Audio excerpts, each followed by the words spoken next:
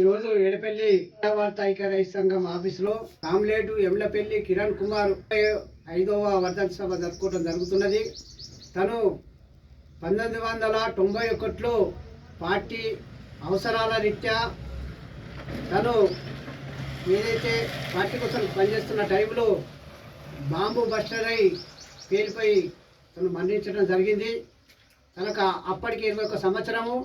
తను పెళ్లి సుఖ చేసుకోలేదు. ఏదైతే ప్రజల కోసానికి పనిచేయాలనే ఉద్దేశంతో తను పీవైఎల్ పార్టీలో సంఘంలో చేరిండు. మన యువకులకు గుట్కాలు బంద్ చేయాలని, సాగాలు బంద్ చేయాలని, అట్లాగే మన మద్యపాన నిషేధంలో సుగా తన చురుకుగా పాల్గొని అసెంబ్లీలో ఈ సాగర్ల కోసాన్ని కానీ గుట్కాల కోసాన్ని కానీ తీర్మానం చేయడం జరిగింది.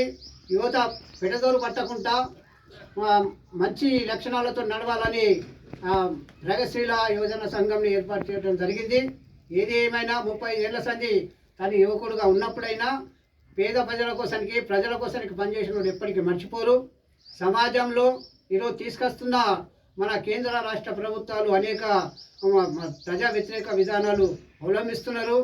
అట్లాగే ప్రైవేట్ పరం చేయాలన్నది కేంద్ర ప్రభుత్వం అట్లాగే ఇప్పటికీ రైతు బంధు కానీ లేకపోతే ఇంకా సంక్షేమ పథకాలు రాష్ట్ర ప్రభుత్వము విడుదల చేయలేదు.